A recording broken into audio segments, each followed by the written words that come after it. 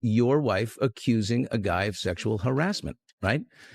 That's why it's no laughing matter, sexual harassment. Justin Baldoni's lawyer, Brian Friedman, grilled on Blake Lively in contentious interview. Say with certainty that your client did not harass her? I can say that with certainty that my client is one of the most honorable people. Ready for a tale so twisted it could shake Hollywood to its core? Lately, Blake Lively's reputation has been surrounded by unusual buzz, tied to a legal clash that feels stranger than fiction. Fans and insiders alike are watching closely, wondering just how deep this story goes. A huge win for Justin Baldoni. He sat down and chatted in a new podcast interview. And he had a lot to say and wanted to emphasize that Justin Baldoni is truly a good guy. And that he was not happy with all of the negative press that Blake Brown was getting around the release of their movie. Behind the polished glamour of Hollywood, a quiet storm has been brewing, one powerful enough to shake the very balance of Tinseltown. What started as whispers has now grown into a controversy so volatile it has top executives, powerhouse PR firms, and even A-list superstars scrambling for cover. This isn't just about a lawsuit. It's a rare glimpse into the machinery of Hollywood, where fame, power, and money collide in ways the public rarely sees. Beneath the red carpets and glossy headlines lies a ruthless game of influence and survival, and this unfolding drama is pulling back the curtain on it all. Even in her own CRD complaint and in her own initial filed complaint, it says that everything was fine from that point on. So now we're really limited to nothing more ultimately than was there a smear campaign. Yes. Okay. In the CRD complaint and in the first filing of the lawsuit with the Southern District of New York, the allegations in the complaint say once the 17-point list was agreed to, everything from then on was fine. There were no... It began with what seemed like a straightforward story. Blake Lively, Hollywood's golden girl, and half of a celebrated power couple, stepped forward with claims of harassment on the set of a highly anticipated blockbuster. Such an allegation would normally send shockwaves through the industry, but what truly stunned observers was how swiftly and decisively the media machine turned on Justin Baldoni, her co-star, and the accused. Practically overnight, a man once seen as a respected figure with growing influence in entertainment circles was recast as a villain, his reputation shattered, and his career suddenly hanging by a fragile thread. Of the complaint was done in coordination with the Times. I don't have evidence of that, but I assume that the story was timed to go right when it was filed. 15 hours.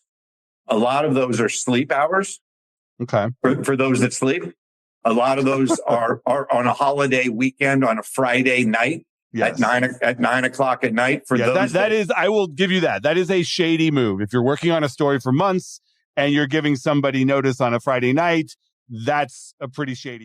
Justin Baldoni's sudden fall from grace felt like something ripped from a high-octane Hollywood thriller.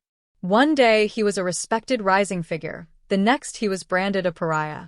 But instead of fading quietly into obscurity, Justin struck back in dramatic fashion, filing a staggering $400 million defamation lawsuit. At first glance, the move seemed almost absurd. How could accusations of misconduct on a film set snowball into such an astronomical counterattack? Yet the deeper you look, the clearer it becomes that this was no ordinary Hollywood dispute. Behind the scenes, one of the most powerful agencies in the business, WME, headed by the shrewd Ari Emanuel, had made a decisive call. WME, which has managed a roster of Hollywood's biggest stars, cut ties with Justin almost instantly after the rumors surrounding Blake Lively's allegations surfaced. Overnight, he was dropped by one of the most influential agencies in the world, effectively stripped of his professional lifeline. To the outside world, it seemed like Justin was being erased in real time, but his lawsuit revealed a man unwilling to let his career, reputation, and livelihood be destroyed without a fight, signaling that this story was far bigger than it first appeared. Massive upload of documents. Blake leverages her friendship with Taylor Swift against Baldoni. She says, I'm like Khaleesi, Game of Thrones, and my husband Ryan and my best friend Taylor are my dragons. They inspire me. They support me. Well, Taylor has been silent. Not a peep from Ari Emanuel soon weighed in publicly, appearing on a popular podcast where he praised Blake Lively and her husband Ryan Reynolds while casting Justin Baldoni in a far less flattering light. To casual listeners, it may have sounded like the agency was simply taking a principled stand, but those familiar with Hollywood know that morality often takes a backseat to money and influence. Ryan Reynolds is one of the industry's most bankable stars, with blockbuster franchises and endorsement deals that generate massive revenue, and by extension, Blake's value rises alongside his. Justin, on the other hand, doesn't command that same level of financial clout, making it obvious which side an agency would prioritize keeping happy. But the real shock came when Baldoni's legal team revealed the existence of over 100 pages of internal communications and private text messages. Far from routine chatter, the texts allegedly pointed to a carefully orchestrated PR campaign, suggesting Blake had gone beyond simple legal claims and coordinated a full-scale ambush on Baldoni's reputation. Suddenly, what looked like a straightforward dispute appeared more like a calculated takedown. Taylor has been silent. Not a peep from Taylor. You know what I mean? Look, question for the women out there. If you tell your best friend you were sexually harassed by a guy, wouldn't you hope that that dragon would breathe a little fire on that jerk in your defense? Morris's CEO, Ari Emanuel, made it seem like a moral act of loyalty, like that exists in Hollywood. He heaped praise on Ryan and Blake as soulfully beautiful people. In the leaked text messages, Blake Lively allegedly referred to herself as a mother of dragons, claiming that her husband Ryan Reynolds and even Taylor Swift were her dragons, ready to breathe fire on Justin Baldoni's reputation. The phrase alone sounded surreal, almost like something out of a fantasy novel, but in Hollywood, where controlling the narrative can make or break careers, the dramatic framing didn't seem entirely far-fetched. What unsettled many observers, however, was the implication that this strategy had been in motion for months, like a carefully plotted chess game designed to corner Baldoni before he even realized what was happening. Ryan Reynolds, if indeed one of those so-called dragons, didn't stay quiet. He publicly supported Blake and even slipped in a joke about the scandal during a high-profile appearance on Saturday Night Live, signaling that he was fully in her corner. Yet the other dragon, named in the texts, Taylor Swift, remained noticeably silent. For someone famous for channeling personal conflicts into hit songs and headline-worthy statements, her absence of commentary felt deafening. Fans and critics alike wondered, if Swift truly believed in Blake's version of events, would she have stayed silent? Her refusal to engage only deepened speculation that Blake's claims weren't as ironclad as they first appeared. Unaware of anybody, frankly, whose wife has been sexually harassed and has made jokes about that type. Another layer of the controversy unfolded when the New York Times, a publication once synonymous with journalistic rigor, found itself accused of being curiously aligned with Blake Lively's PR machine. According to Justin Baldoni's attorney, Brian Friedman, the newspaper had been quietly preparing a damaging article for months. Then, in a move that felt too precise to be coincidence, they released it late on a Friday night during a holiday weekend, timed perfectly to inflict maximum damage. Baldoni was left with barely 15 hours to respond before the story dominated headlines. By Monday morning, public perception was already cemented. Baldoni was cast as the villain and Blake Lively, the aggrieved heroine. Observers called it a masterclass in the art of the media ambush, dropping a bombshell when most of the public is distracted, ensuring the accused has little chance to mount a defense before the narrative spreads like wildfire. But Baldoni's legal team didn't quietly accept the blow. They retaliated with a sweeping defamation lawsuit that didn't just target Blake, but also the New York Times itself. If Baldoni can prove that a major newspaper knowingly participated in a coordinated smear campaign, it could set a precedent for how defamation suits reshape accountability when powerful celebrities and media outlets appear to collude. That was not very positive about the alleged nose job recipient. Alleged. I gotta protect.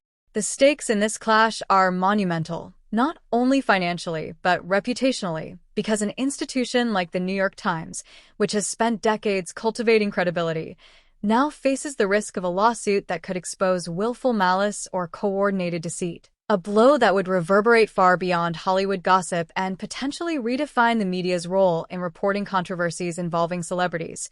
But to understand how it all reached this point, you have to rewind to the very film set where the trouble began. A hotly anticipated adaptation of a beloved novel that paired Blake Lively and Justin Baldoni as co-stars, initially marketed with polished press releases that highlighted their chemistry, only for whispers midway through production to suggest that all was not well, with Blake later claiming tensions escalated into an environment so hostile she felt compelled to take legal action. Though Baldoni's attorney Brian Friedman counters that if her claims were genuine, she would have filed official HR complaints or sought immediate intervention, neither of which happened, instead allegedly collecting or even manufacturing evidence while working closely with a PR machine to massage the narrative, a strategy hinted at in the infamous Dragon texts, where Blake allegedly likened herself to a fantasy queen commanding winged beasts. An almost comical metaphor that nonetheless underscored a belief that star power and strategic alliances could end a career before the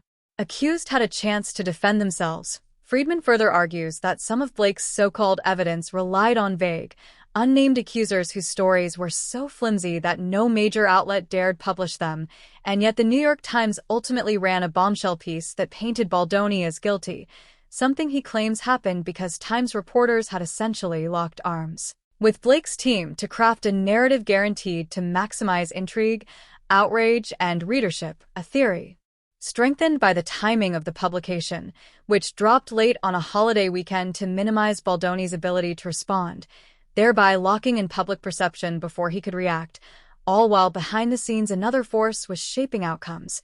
WME, one of Hollywood's most powerful agencies, which swiftly cut ties with Baldoni once Blake's allegations went public, not necessarily out of principle, Friedman argues, but because Ryan Reynolds, Blake's husband, is a consistent revenue stream.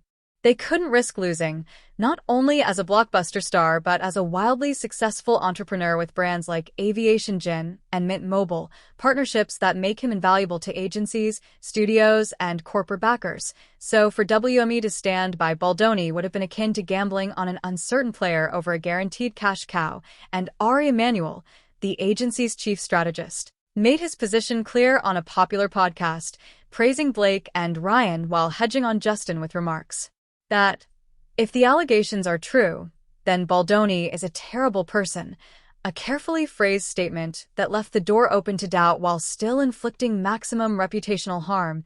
Yet in Hollywood, a single rumor often substitutes for proof, and by the time Emanuel had spoken, the damage was already done, with Baldoni cast as a pariah in the court of public opinion, his projects crumbling under the weight of speculation, while the controversy itself teetered between the serious and the absurd, a surreal mix of legal battles, PR theatrics, and larger questions about how power, money, and influence intertwine to shape the narratives the world consumes. Ryan Reynolds' decision to reference the lawsuit during the Saturday Night Live 50th anniversary celebration proved to be one of the most polarizing moves of his career, with many viewers, fans of both him and Blake Lively included, calling it tasteless and tone-deaf. After all, if Blake's claims of harassment and emotional distress were genuine, why would her husband trivialize them by turning the matter into a comedic aside on national television, effectively reducing something traumatic into a punchline, and in doing so, making the entire issue seem less serious? Hollywood watchers were quick to label the move desperate and out of touch, calling it one of the worst PR missteps in recent memory, and even at the star-studded SNL afterparty, several high-profile celebrities reportedly kept their distance, wary of being pulled into the orbit of an increasingly messy lawsuit capturing negative headlines. Because that's the problem with public perception. Once there's a disconnect in the narrative, doubt creeps in, and when an alleged victim's camp treats trauma like a joke, skepticism replaces sympathy. Suddenly, fans who had rushed to support Blake began asking pointed questions. Why was Taylor Swift, often quick to defend friends in public conflicts, remaining silent? Why hadn't Blake filed official complaints through proper channels during filming? Why did this lawsuit erupt at a moment most damaging to Justin Baldoni's career? Why did her PR team coordinate with the New York Times to drop a damning article over a holiday weekend, if not to hinder his ability to respond? And the most unsettling question of all, could this case represent not just a personal dispute, but a deliberate weaponization of the #MeToo movement for professional gain, a chilling prospect that threatened to undermine the credibility of real victims everywhere?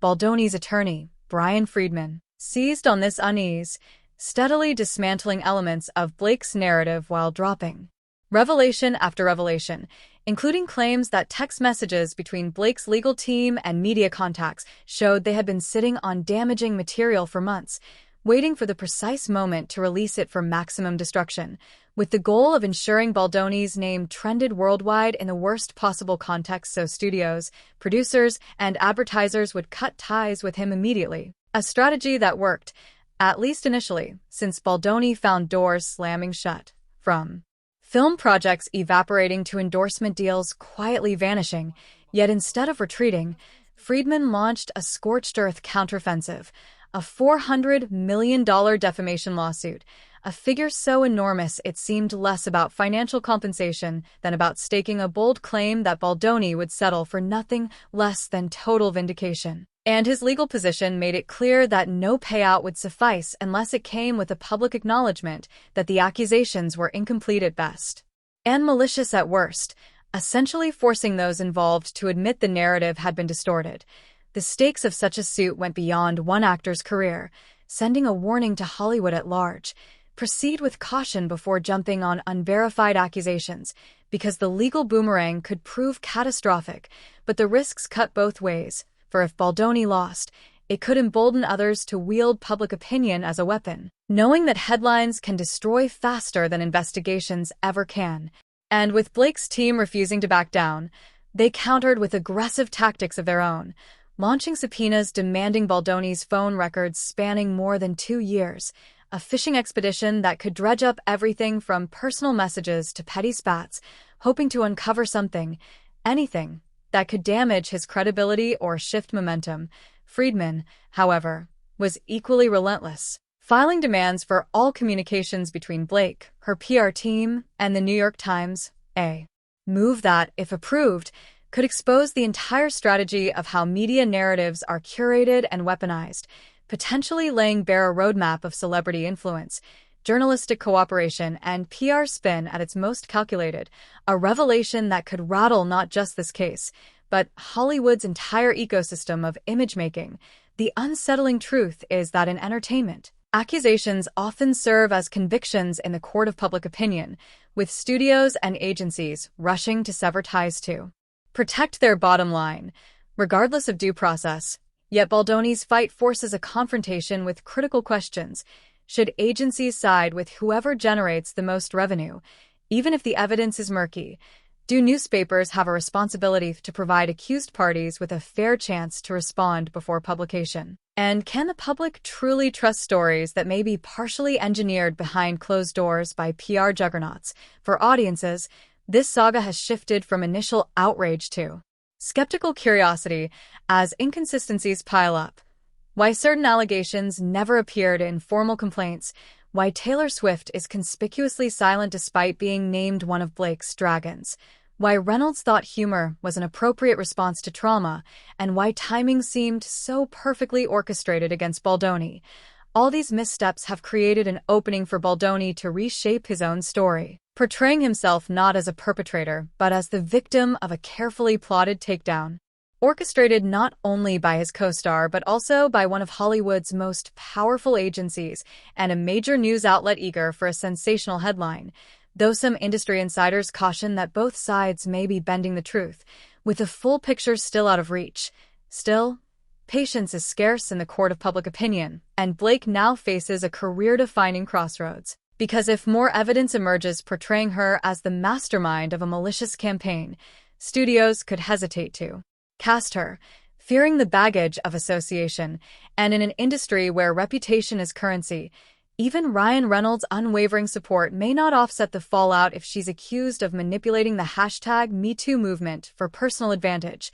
As the lawsuit escalates, Hollywood braces for whether the case will reach trial or be buried in the secrecy of an out-of-court settlement sealed by ironclad NDAs. Though Baldoni appears determined to let the world see what he insists is proof of conspiracy, raising the possibility of a public spectacle unlike anything in recent entertainment history, one that could rival the ratings of past televised celebrity trials, because this time the story isn't just about alleged harassment. It's about blockbuster names, supposed media collusion, PR machinations, and the possible fall of one of Hollywood's most beloved actresses, making it the ultimate real-life drama of the decade. And that brings us to the cliffhanger everyone is waiting on: is Blake Lively's reign truly nearing its end, or does she have one last ace up her sleeve, because she still commands a fiercely loyal fanbase, retains influential allies, and continues to hold favor among certain studio executives, meaning public perception could flip yet again with the right PR spin? In Hollywood, after all, the truth often takes a backseat to the story being sold, and as this saga proves, reputations aren't just built on talent or integrity, but on the ability to control the narrative before the spotlight fades. Disillusionment now shadows Blake Lively's once golden image, and while a few carefully crafted apologies or textbook crisis management strategies could, in theory, salvage her brand, the steadily mounting evidence in Justin Baldoni's corner suggests her days of unstoppable stardom may be numbered. Hollywood, after all, has little room for a star mired in excessive controversy, no matter how bankable they once appeared. And the question looming over this saga is whether we are witnessing the unraveling of a beloved icon, or whether Blake and Ryan Reynolds can somehow spin this narrative back in their favor. Is this a courageous woman speaking out for justice, or a cautionary tale of how strategically timed rumors and narratives can obliterate a career if backed by powerful machinery? Because until the courts weigh in, the public is left sifting through leaked messages, conflicting interviews, and suspiciously timed press releases, each new piece of evidence reshaping perceptions of who is truly at fault. The deeper lesson may be less about the individuals and more about the dark side of Hollywood power, where million-dollar contracts, agency interests, and celebrity influence collide, reducing truth to little more than a chess piece moved at will. Careers hanging by a thread as reputations are bulldozed or fortified based on the spin of a single headline. This is the world Justin Baldoni now challenges. And the battleground he has chosen is not a press tour or a studio boardroom, but a courthouse, a risky but revealing arena where his willingness to go toe-to-toe with some of the industry's most powerful names suggests he feels he has nothing left to lose, or perhaps everything to gain. And in that sense, his fight becomes a wake-up call, reminding fans and insiders alike how easy it is to align with beloved public figures before hearing the other side. How quickly an accusation morphs into fact in a culture governed by hashtags, viral clips, and trending outrage. But if there is any lesson from this saga, it's the need for restraint in passing final judgment until every piece of evidence is exposed to the light of day, because when that day comes, it could fundamentally alter our understanding of just how swiftly and cruelly Hollywood turns on its own, and how dangerously powerful the media can be when it decides the world needs a villain. The next activist war, a potential trial, looms like the climax of a blockbuster film, promising more revelations, more text message dumps, more depositions, and jaw-dropping twists, with Blake Lively potentially facing grueling cross-examination forcing her to account for every inconsistency, while Baldoni will be tasked with proving his claim of orchestrated sabotage, knowing that one misstep or overlooked detail could send the entire case spiraling out of control. If a jury sides with him, the ripple effects across Hollywood could be enormous, setting a precedent that exaggerated or fabricated claims may cost a celebrity not only their reputation but the very empire they sought to protect, while if Blake prevails, it may validate the strategy of leveraging star power and PR to dominate the narrative regardless of gaps in evidence. For now, the storm surrounding Blake, Ryan Reynolds, Ari Emanuel, Justin Baldoni, and the New York Times shows no signs of dissipating. Every day seems to bring a new leak, a new carefully worded statement, or another denial, each forcing the public to reevaluate where they stand, who they believe, and who they see as playing the dirtiest game. And no matter the outcome, This narrative will linger long after legal filings are closed and gossip columns move on, because lives are being reshaped, alliances tested, and careers threatened in the battle to control the story.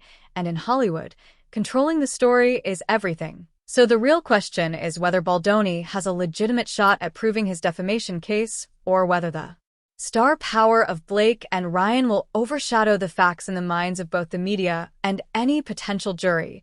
Whether you are convinced of her victimhood or find yourself questioning everything through the lens of an elaborate smear campaign, and whether this conflict becomes a defining moment of accountability for a manipulative system or another Hollywood scandal swallowed by spin, one thing is certain. By the time the dust settles, the industry will be forced to confront its own worst impulses, and none of the players involved will emerge unscathed. This is the power of a true Hollywood scandal.